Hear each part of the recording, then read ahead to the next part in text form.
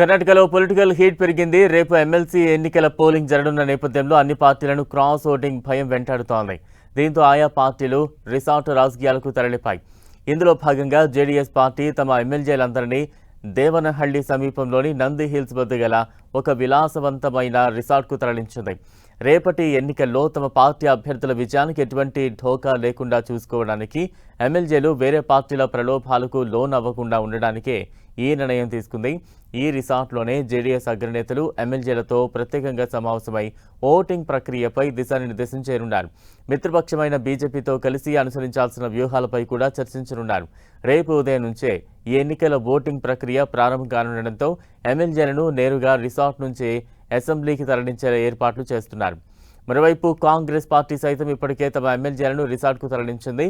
Bengaluru శివార్లలోని బిడది బండల్లా రిసార్ట్లో CM DK Shivakumar, మాజీ CM Siddaramaiah నేతృత్వంలో కాంగ్రెస్ శాసనసభ పక్షాన్ని నిర్వహించింది.